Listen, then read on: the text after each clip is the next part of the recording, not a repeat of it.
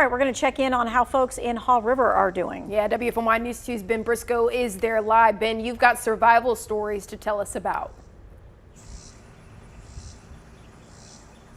Yeah, a little while ago on the show, you guys talked about how fast people could lose their belongings in the flood. That's exactly what happened with this homeowner. They had to put their couch out here for trash pickup after it flooded today. This house right over here got about a foot of water in it, which means at one point, the river across the street rose so high that it actually was up to about my waist right here.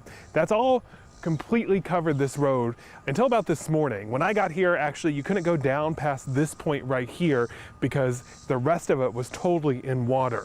Now, behind this road, there's another part of the subdivision that has a playground that's also totally in water.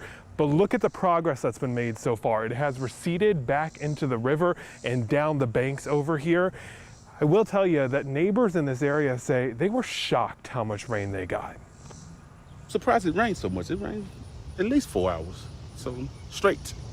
The water was raging last night. You know, you could tell. We came out at about 4 a.m. and saw that our building where we live had a bunch of flooding that had happened, and the river itself was really right to the bottom of the bridge here in Haw River. Crazy. I'm surprised. You know, we're the lucky ones. You know, folks in Texas had it a whole lot worse than we did. Everybody's safe here. No, no injury.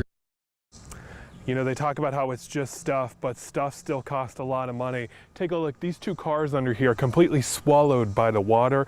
They're not operable right now, according to one of the neighbors.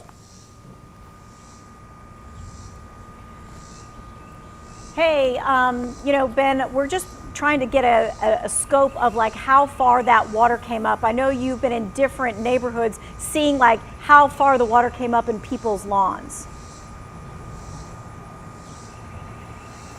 Yeah, so like I was saying, take a look at the river over here. That part, excuse me, Jay, let's let this car go through really quick. That part over there was actually not even the river itself. The river's on the other side of those trees. That was the river edging over out of its normal banks, up those. It went across this street up to about my waist area and to the top of those cars over there. So it really spread out. And this was all after the initial rainfall, Tanya. It was when all that rain started flooding off into the river.